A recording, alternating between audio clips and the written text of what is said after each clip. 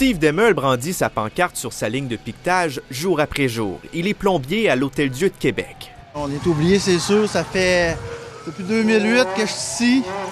À chaque négociation, on parle pas vraiment de nous autres. Il travaille à l'hôpital depuis 15 ans et gagne 26,57 $ de l'heure. Rapport au fédéral, 37,84. Ville de Québec, 35,75. Moi, je gagne 21,45 $.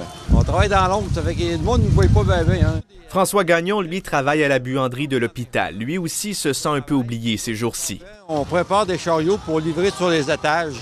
Des chariots de jaquettes, des draps, des têtes d'oreiller. 420 000 travailleurs sont représentés par le Front commun en grève. Dans les secteurs de la santé et de l'éducation, c'est 300 catégories différentes d'emplois. Il y a les agents administratifs, les techniciens d'administration, les personnes aux archives, dans les cuisines. Tout ce personnel-là, on n'entend pas parler. Sans eux, il n'y en aurait pas de service public.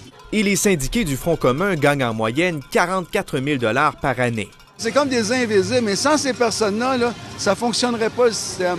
Donc, c'est des gens qui ont des salaires beaucoup moins. Il y a des gens qui ont des horaires coupés, des 20 heures semaine quand on parle des techniciens en garderie dans nos écoles. On oublie qu'une école primaire, c'est en service de garde.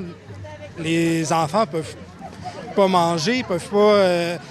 nous, on n'enseigne pas, mais on éduque les enfants. Je prépare les laboratoires de sciences dans une école secondaire. Sur les lignes de piquetage devant les écoles, ceux qui ne sont pas enseignants se sentent aussi négligés. On est essentiel dans la structure de l'éducation, mais effectivement, on n'est pas beaucoup regardé. On a vraiment l'impression que le gouvernement se fout un peu de ce qui se passe en ce moment là, dans les écoles publiques. Là. Cette troisième séquence de grève des 420 000 travailleurs du Front commun se termine jeudi. Ici, Pierre-Alexandre Bolduc, Radio-Canada, à Québec.